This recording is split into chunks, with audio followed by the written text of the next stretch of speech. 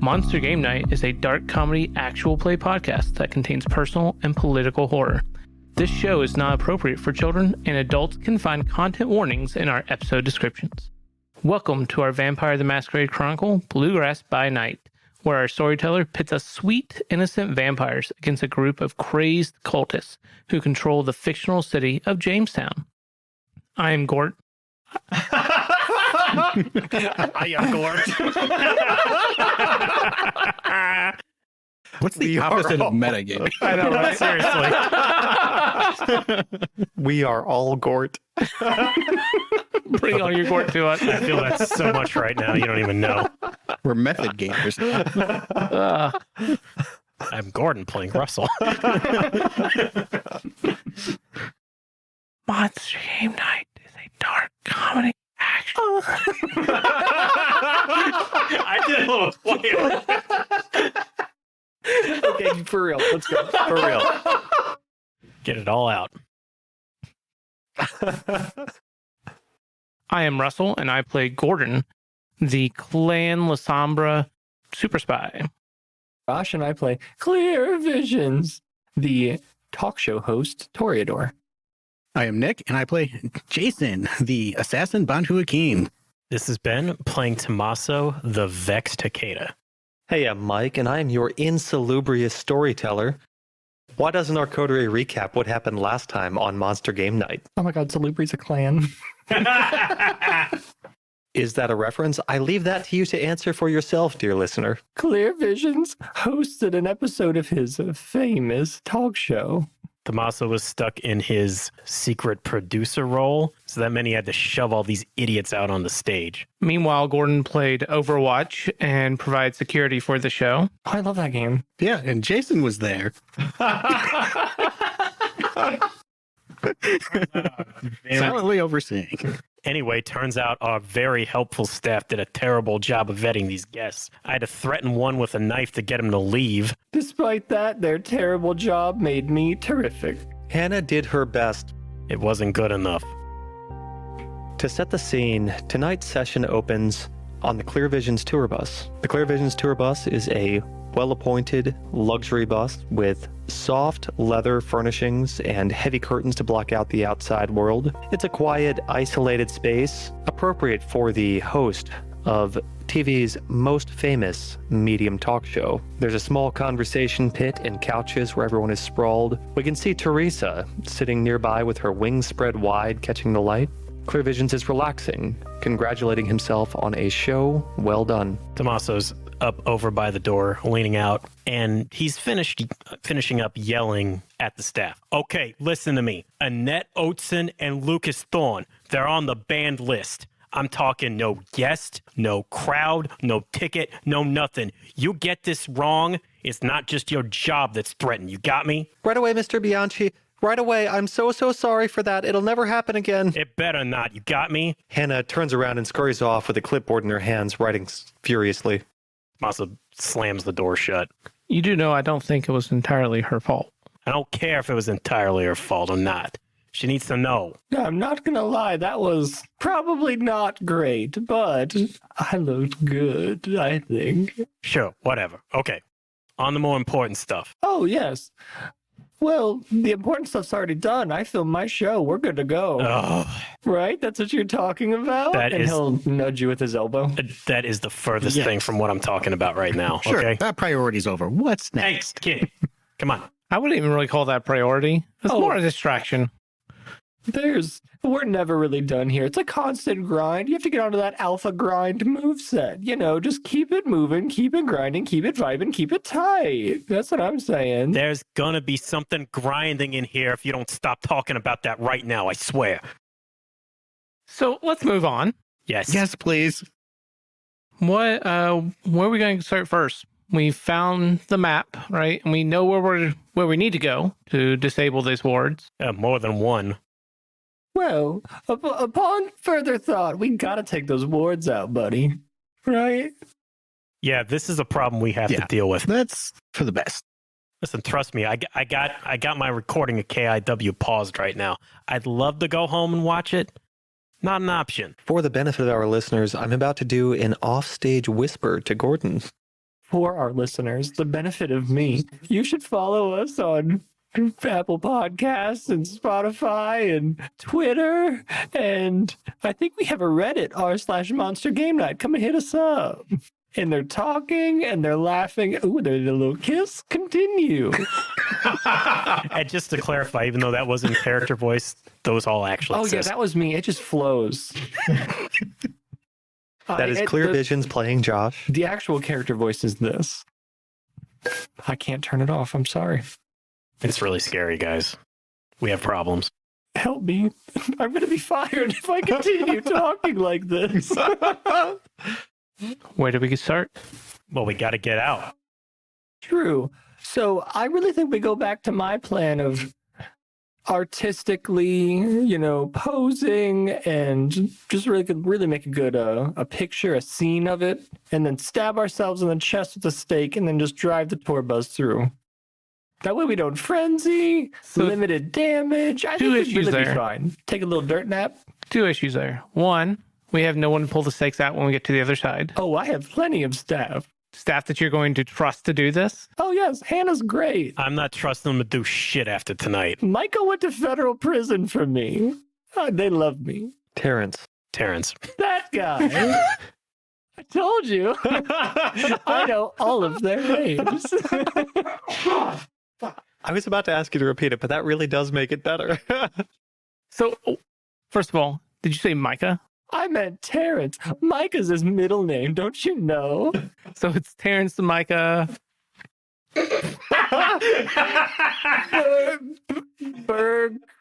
Bergsteiner. But no, you could always just give a directive to somebody with your whispers. Sure, but I don't know if that's... A few moments later, there is a soft knock at the door, a polite pause. The door clicks open, and in steps a young woman with hair that falls about shoulder length in curls. You can see that her complexion would normally be called olive, but she's clearly ill, and it's faded to be pretty pale. Still, she's gone to the extent of doing her makeup very well. She's wearing a carefully tailored black suit, carrying a leather handbag at her side. We see Rosetta step in. Clear instantly stands up and almost politely runs to her and gives her a hug and says, "I'm so happy that you're doing better. You looked like real dog shit." As Clear Visions wraps his arm around her, he can feel that she is still cold and clammy. He notices that she pushes a hand out to the side to support herself up against the side of the tour bus. She gathers herself, turns her head towards Clear Visions, and she says, "You replaced me?" I'd never replace you. I was considering a leave of absence, which required a person to fill in those gaps. But now that you're back, and I will add, this will also go in your performance review. Outstanding marks. But now that you're back, that spot's back on the table, baby. That's good, because I sent that weirdo with the business cards and that If you got rid of Hannah, so help me. I sent her away as well. She had no business here. She hadn't slept in 3 days. This is why we needed you back. And after Tomaso says that, he quickly wipes the slight smile he had on his face off because he realizes everybody's looking at him. Then he just walks over and he holds out a hand and he says, "It's good to have you back, cousin." Exactly. We're not a business. And he looks at Tomaso. We're a family. Rosetta stretches out her arms and gives Tomaso a short, slightly distant hug, and she says, "I know what you did. Thank you." And what? You have some more thanks to go around.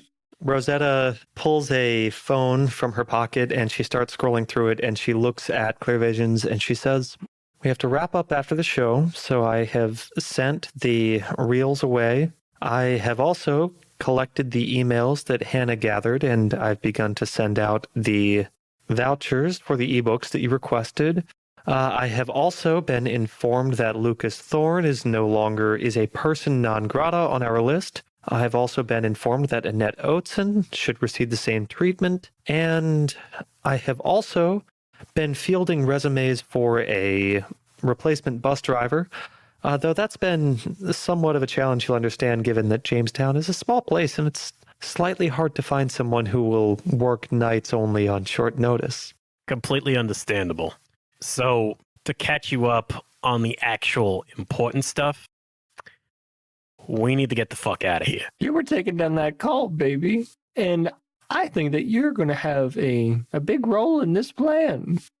You know, a big promotion. Rosetta, Really use your skills. do you Also, we took really good care of your car. Don't check it out. do you have your commercial driver's license by chance? Rosetta gives Gordon a very puzzled expression and says, "Roll a d10 for me." Yeah, she's a long haul trucker on the weekend. Come on. She might be with a 10. Hey. Hey. It just so happens that one of my roles in the past has required me to earn it. It's a bit out of date, and if we were stopped, I wouldn't want to rely on that documentation, but yes. Hey, listen, I get it. I had to do some weird things back in the day, too. You know how it is. Me too. What kind of weird things did you have to do? I'm not talking about it. Move on. Is this the kind of thing that requires, like, music and maybe glitter? Rosetta, do you feel comfortable driving this bus across the bridge at the very least? Also, how would you like to drive a 12-inch stake into my chest? That sounds lovely. I don't want any part of this. I'm right there with you. Okay, so since they're beating around the bush, I'll just go ahead and spell it out for you. They think it's a great idea for all of us to get staked and you drive us back through the wards. All right? And then pull the stakes out. That's a very important part. You have to pull the stake out.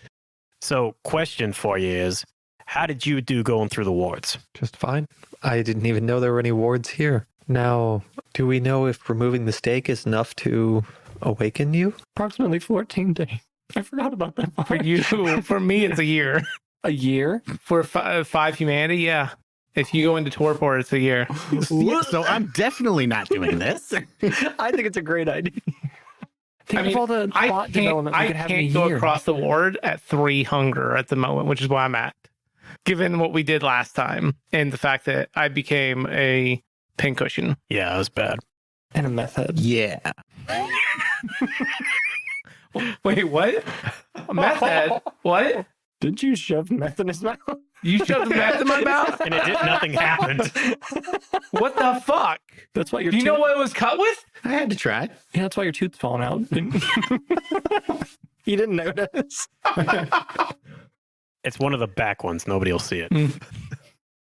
Yeah, so tell me in as much detail as you can. How does this make you feel? Hey, Rosetta, do you have a steak around here? I want to show Jason how it makes me feel right now. Honestly, I'm feeling the same. Just stake me. Let me out.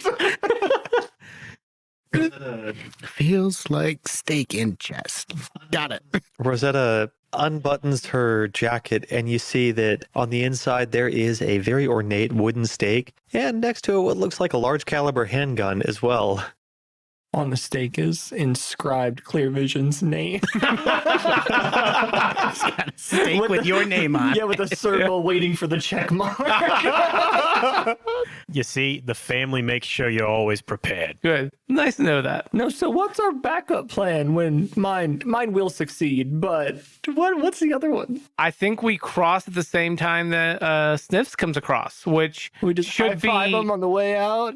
Change yeah, the shift. just say, hey, good luck, guys, and we'll let you out. We're gonna go take the ward down. I do kind of like that idea. So we meet them at the river. We go out and they come in. Yeah. Yeah, honestly, I think we need to have our wits about us as we do this, especially if those mangy mutts are going to be involved. And by the way, didn't we also possibly talk about them and the cult having a little get together? We did. We want them to meet. We did. I did tell Ardell when they were crossing and where. Oh, how convenient. I thought it'd be fun and a big distraction while we cross and actually get out. Oh, good. And I get to be the flag girl that opens the gate. The cult is full of kindred, right? Almost exclusively. So this is perfect. We take care of our blood debt to the werewolves. I would just like to make the point as well. I know you were asleep, but there was a cop waiting for us on the other side last time. Yeah, we murked that bitch. Yeah, lucky for you, by the way. Got the feed right away. That's what I was going to say. We got really lucky last time that there was just a willing vessel waiting, to throw himself on our pyre. But this time, I don't think the other side is so populated. Yeah, I would say we had the bus filled with some groupies, and I look at Rosetta and I say, wow, I wish we had a willing young man and woman who would just do whatever we said on the tour bus, waiting to, just let us feed on them. But what can we do about our past employees? I hope they got a severance or something. This goes very far against Rosetta's nature. Okay. I need you to give me a roll of manipulation persuasion. Hey. I'm going to remind Rosetta that she is a ghoul herself and that we don't want to necessarily harm these two employees.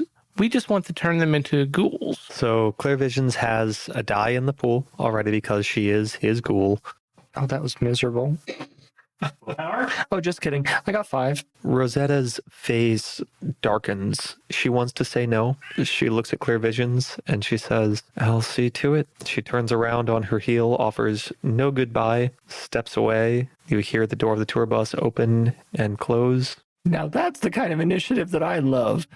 She heard direction, she took it, and she's going to run with that money. Just be prepared. That might cause you problems later. Oh, you think I don't know about the butterfly effect? Everything I do causes a ripple. I was talking about the look on her face, but never mind. Of course, this has all been foreseen. Okay, all right. Listen, we got 2 more important things we need to discuss on this, all right? Suzanne and Olivia. Are they coming with us? Olivia can't, right? She's trapped by the wards. Exactly. I thought we were getting rid of her, too. She could suck my butt. Stay in there. She's trapped. Well, you got to keep in mind, okay? We got one other player on the field, the Dark Dua. I see nothing wrong with this. Like, we're going to have the cult and the werewolves in one place. If the Dark Dua shows up, all the better. It can wipe up the cultist, potentially be taken care of itself by the werewolves. And potentially take care of us. We just have to make sure that we are not in engagement range. Exactly. We won't be here. I'm just walking through everything. You guys know I'm not good at planning. What does Jason's ringtone sound like? Sound from Power Rangers. Oh, God. You're talking about Zordon? Yes. No, it's a. Yeah. Oh, that. no. It's morphing time. Oh, God. Jason's phone starts ringing. Hello? Jason hears on the other side the voice of Pascal, the Nosferatu. Hi, Jason.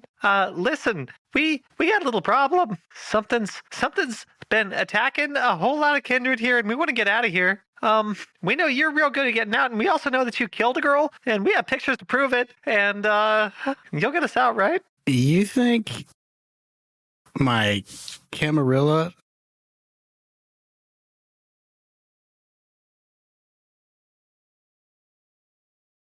I talk really fast. I don't always think about what I'm saying. Same. So they have given you a job, right? Well, no. Lonnie gives me the jobs, but still, I'll tell them everything I know. I just don't want to be here anymore, and I don't want to have to cross those wards alone. You're safe where you are. We need you here. Oh, I don't like that at all. In fact, I'm going to send you some support. I'm gonna leak your nudes. Hey. That was the last Excuse story. me? Yeah, nudes of an underage person. Yeah, you go ahead and leak those. See where that gets you. I never. The phone clicks shut. The hell was that? Yeah, why were you telling someone to leak nudes of an underage person? You know that's illegal, right? That sounds spicy. Yeah, and I'm exactly. not That was here the for point. it. Are you gonna fill us in, or Yeah.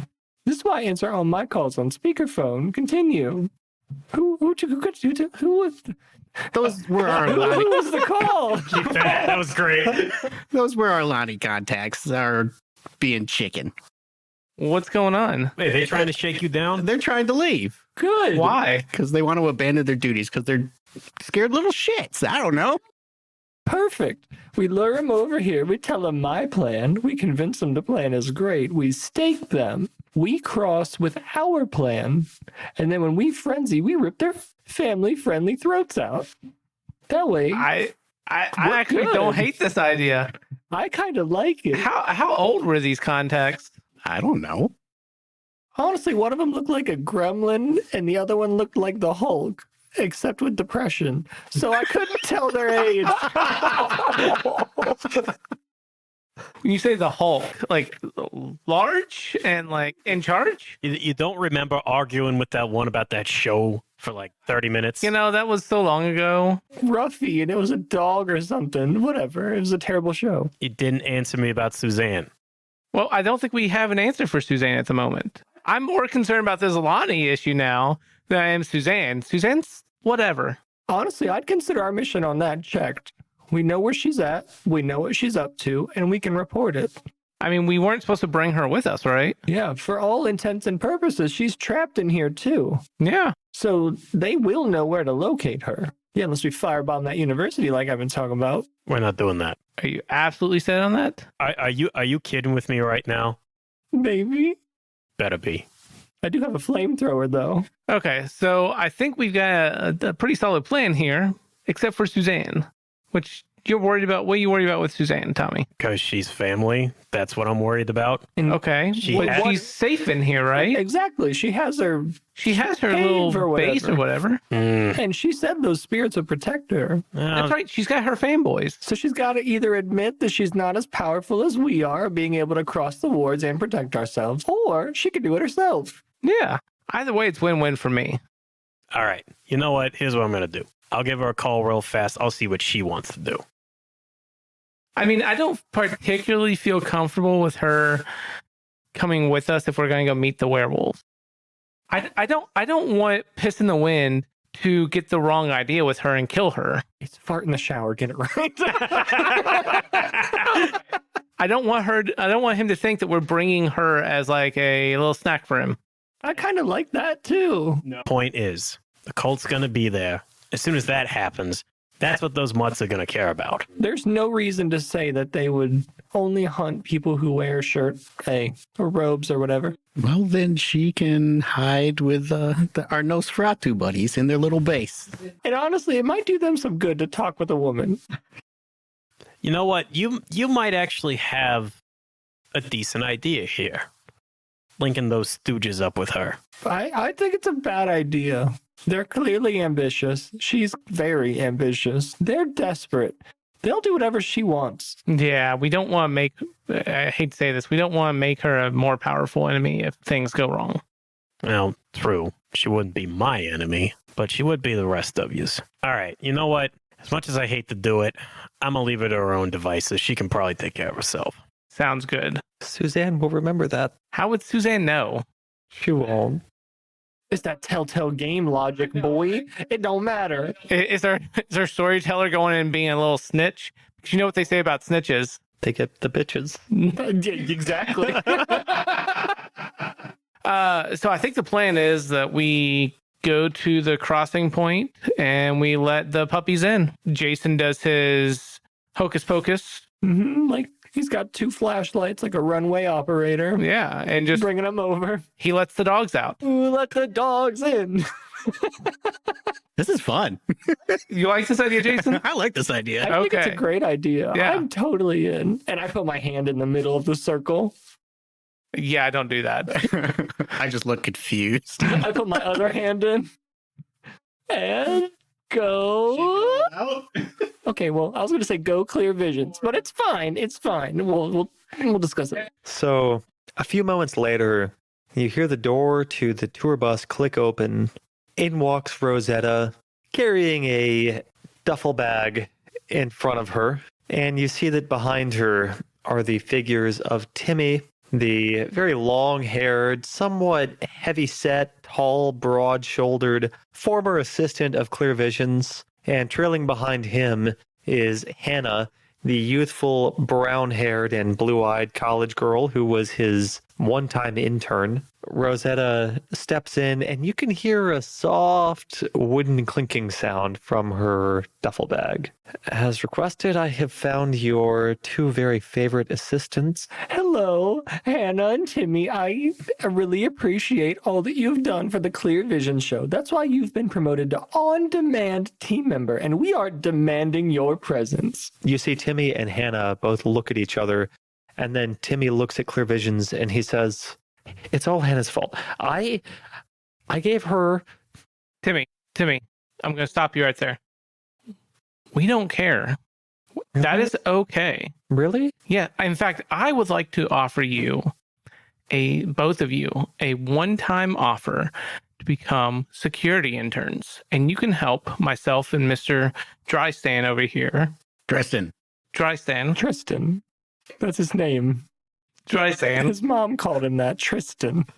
With a T. You can help us secure the set, and you can learn from your failures. Timmy looks at Jason. He says, "He's really young, but that sounds good to me." He looks young, but really he has ages of experience. Exactly. When you join the Clear Vision show, you gain years of experience and weeks of time. You've only been with us for a few days, and look how much you've grown. This is a real opportunity here. You hear Hannah's voice from behind Timmy. He's pretty looming and sort of covers the entire space. She pokes her head out from behind Timmy, and she says, "I don't think I'm really very interested in learning to be a security intern. That's not really what I am here for. I'd rather just go back to school and just never put this on my resume and forget it ever happened." Really, what we need someone who is good with social media, Hannah. And I know you're good with social media because you did that awesome task for us earlier, like yesterday, right? Really, we need someone who is good at that kind of stuff to be able to look through our participants' histories and make sure that they're not a threat to Clear. There are all types of security. You're going to be what we call a cybersecurity intern. Give me a roll of charisma plus leadership. Would this be more manipulation leadership? I'll take manipulation leadership, fine. 3 successes. Hannah looks at Gordon and says, I really don't want to be a security logistics intern, and... Okay, I'm going to... She looks at my eyes, right? Yeah. I'm going to I'm going to activate Mesmerize for a rouse check. Oh, no. I do get hungrier. To be fair, she said she wanted to forget the whole thing. Yeah. That's fair. She said it. Yeah. And I'm going to look at her with Mesmerize activated. And I'm going to say, Hannah, you really, really want this. This is like the best thing for your career that you could do. If you have anything with cybersecurity on your resume, that will make you just leap ahead of other potential candidates for other jobs. This command does go against her nature, so she does get a roll against it. Oh, God, though. She never had a chance. That's only 2. She only had 1. Oh. Everyone who is tracking stains, make sure that we discuss this one. Oh? You're right. I should just try this out sometime, shouldn't I? It's, really new to me, though. I don't even know anything about security or cybersecurity, and I don't think anyone will ever hire me for that either, but I guess I'll do what you tell me to do. Wonderful. Thank you very much. I'm going to say, Hannah, let's, why don't you and me go over to my trailer and we'll talk about what your duties are going to look like. Oh, I don't like this at all, so we're going to do that off screen. Yeah. What is everybody else doing? Is Jason doing anything? Just preparing to crack the ward. Hey, Spy Man, where'd you put all those blood bags? I've got a few right here. Do I need to do any kind of frenzy check for 4 hunger to feed from her? Oh, God, you're at 4 hunger? Why would you ask that? I was trying to be fair. I appreciate the fairness. True. To our listeners, this makes me as uncomfortable as it does make you. And what do I have to get for this? I'm not telling you. 2 6s and a 9. More than that. Oh. Don't you wish you could spend willpower to reroll willpower? That was so bad. That's one success. It is a 0 if that matters. Like I crit on one of the dice, but I don't think it matters. Hunger's not in it, so it don't matter. Does not matter. That's really bad. I'm going to send a termination letter to Hannah. Retroactive termination.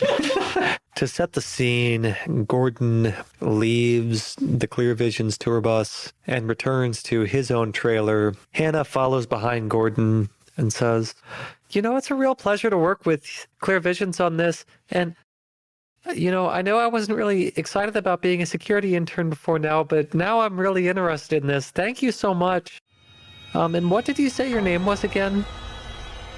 Gordon returns to himself, realizing that he has murdered this poor woman in cold blood. The second possible stain for Gordon tonight. Guys, I'm just going to go ahead and say now, I'm just going to go ahead and lose like humanity. I'm at 4. Good for you. I'm calling Suzanne. Tomaso, you step out from the tour bus. I have a blood bag with me because I was going to go off and feed too. Sipping on a blood bag as you make this call. Yeah. The phone rings for a little bit, kind of an uncomfortably long time, in fact. And then you hear the voice of Suzanne answer, "Little cousin, it's so good to hear from you again." Yeah, good. Finally picked up. That took a while. Aren't we supposed to be leaving? I thought you told me to get out. Yeah, that's the thing. I was calling to remind you. We're working on our plan, so I need to know that you at least have one for yourself. Yeah, so, I don't know if you know this, but, there's supposed to be wards around the city or something, but anyway, they don't really bother thin bloods. Yeah, exactly. Yeah, so I don't care. Good. Have a good night. Okay, perfect. Bye. That was a fruitful conversation. I just want to point out, you made such a big stink about her coming with us. And she's like, no, fuck you. Yeah, exactly. This is what happens. When you're loyal to family, sometimes it bites you in the ass. So, Jason, what time are you doing your ritual? I think Jason already left. Never mind. I'm going to call Ardell. Visions pulls out his somewhat dated phone, calls Ardell. Oh, no. It's like a Nokia slide. Okay. So, pulls out his phone, dials the number Ardell gave him. 7. Ardell answers on the very first ring. Cassius? Hello, Mr. Hammond. How's it going? Things have been better. How's your mother? Still alive. Oh, that's actually really good news. Okay, so we were talking, and my young ward, Jason, is going to be setting up the crossing wards and bringing those beasts over. And I wanted to let you know that we will be doing it at 9:15 on the dot and I give him the location again. Thank you, Cassius. Of course. I thought that it would be fruitful to let you know that. Also, it's good to see you siding with me against whatever it is that tried to turn you against me. You know how comfortable I am talking with you, and I have to agree that we're just... And he hangs up. Okay, the line goes dead. Not sussy at all. Can you not lie to him? I mean, I tried before, and he saw right through it, and I know that he can do that. Yeah. What is Jason doing?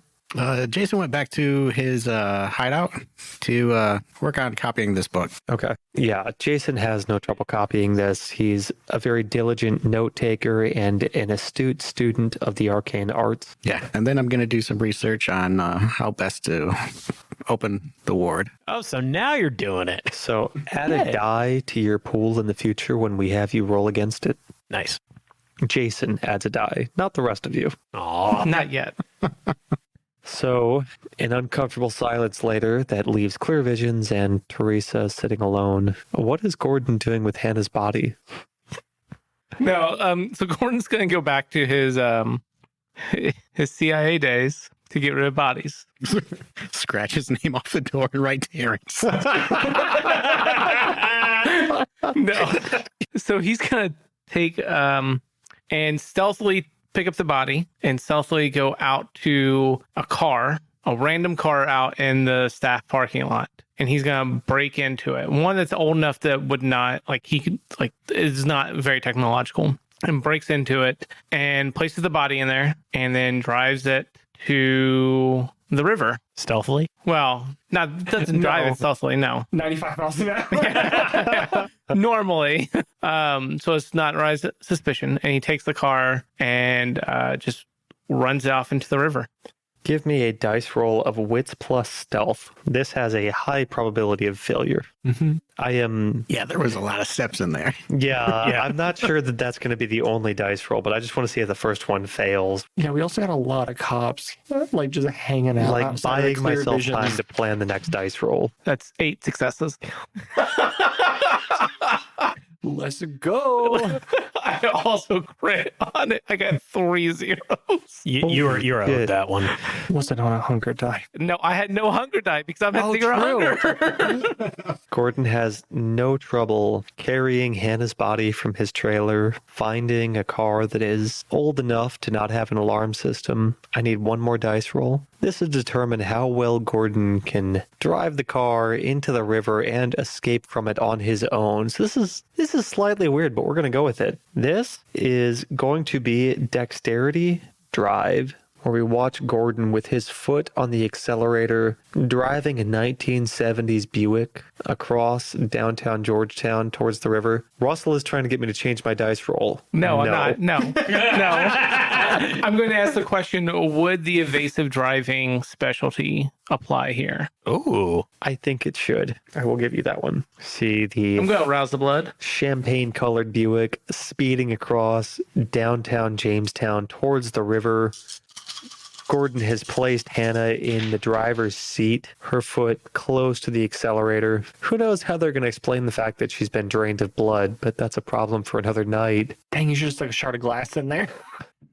I'm actually going to do that. I'm going to take a jar of glass and just stuff it in the wound so it connects the 2 points. But don't like this. You made me lose. That was 5 successes. Gordon is successful at navigating the car, pointing it towards a fast-running patch of the Wildcat River as he crosses a bridge across a small stream. The car tears through the barrier, protecting cars from the bridge. We see twisted metal and concrete go flying. We can hear the crush of the car's hood, and we see the car flung off the bridge into the night, landing with a crash into the river, and Gordon rolling safely to the side. He has no problem returning to the Clear Visions encampment. I can't wait until tomorrow when we cross that river and like her fucking corpse is like Floating there. alive and ravenous. Goes by. Why would it be alive and ravenous? Because there's like Cthulhu in that water. Dude, that happened in like Oh, episode 2. yeah. Oh, yeah. That's a good point. I totally forgot about that. I just never left my mind. So I think the first person to return is probably Tomaso, because he just made a quick phone call. Real quick, before we do that, I'd like to ponder something, and I guess this is going to lead to a roll. I want to think about how the rest of the family would handle me not informing them that I'm getting the fuck out. So give me a roll of intelligence plus etiquette and add your specialty in Hecata politics. One success is enough to know that, you know, they may or may not handle it well. It's sort of a distant consideration, really. You're so far beneath their notice that they may not really care at all. Ouch. I'm not going to bother calling them then, obviously. If it comes up later, we'll deal with it. On the walk home, I'm going to pull out my old Nokia brick phone. Gordon withdraws his Nokia 3310, dials Robert McGonnell, is redirected through several clandestine operators, and eventually the phone rings. It takes a little while. It's not a very quick system that we have going on here because, of course, the La Sombra are not well known for their love of technology. and there is an uncomfortable moment while Gordon waits on the phone. It takes a really long time to set up the intensive network of paper cups that they have to use. One-headed man and operator, though. There is a click, and the voice of Melissa Chapman comes over. Mr. Fletcher, you have reached the residence of Mr. McGonagall. He's indisposed at the moment. Hello, Melissa. You could tell Birdie that I'm reporting in that we have completed our investigation of this area, and we are moving on to remediation steps for the business problem that he presented to us. Director McGonagall will be relieved to hear that. It has been some time since we've had a new report from Chicago. Yeah, he might want to, once our business is concluded here, send someone to come and talk to the good father. He was asking about Father Paulson. Has he been of use to us, or should we begin searching for his replacement? I think we might need to take some remediation steps on that regard. I'll make a note. Also tell him that the good father has an item that may disagree with whoever we send. Oh, that simply won't do.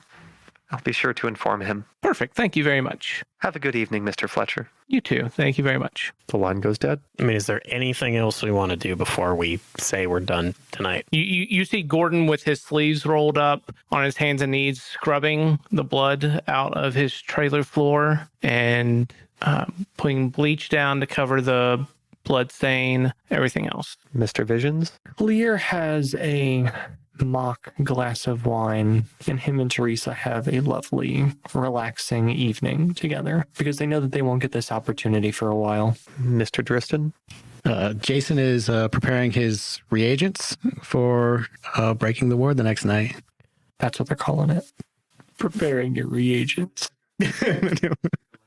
Oh, should I say I was shining my sword? I'm polishing it admirably. Mr. Galenti? So Tomaso goes back and uncovers the shotgun he liberated from the policeman way back at the start of when we entered Jamestown. He's going to make sure it's ready to go in case it's needed tomorrow night. Very nice. I think this is a wonderful moment to conclude tonight's session. Hey guys, we're Monster Game Night. Thank you so much for joining us again. I'm Mike, your storyteller, and I am joined at the table by Josh playing Clear Visions. Nick playing Jason. Ben playing Tomaso. Russell playing Gordon. Tune in next week. We release an episode every Monday. Also follow us on Apple Podcasts, Spotify, or your favorite podcatcher. We'd love to hear from you on social media. Find us on Twitter, Facebook, and Instagram at Monster Game Night. Also, please give us a rating, write a review, and tell your friends and family about the show. Word of mouth is the best way for a small independent show like ours to grow. Hope that you can come to our next Monster Game Night. Thanks. Oh, shit. What is the line? And I'm... Josh playing Clear Visions. Adjective and your clan. I would actually love for you to redo the intro. Agreed. It was Fine. good, but I can tell. Bring that energy. Asshole. Bring that energy. So you like whispered it to me like we're trying to hook up. Our podcast is not trying to hook up with our Oh my listeners. God. How do you know? Our Speak podcast- for yourself, Maybe, dude. maybe we are. Just once, I want someone to be like, Oh, yeah, baby. this is our similar podcast. Monster Game Night is a dark comedy actual play podcast. You need to do it. Crinkle, crinkle, tinkles. Listen, that will upset our literally dozen of listeners. They'll be so horny they won't know what to do.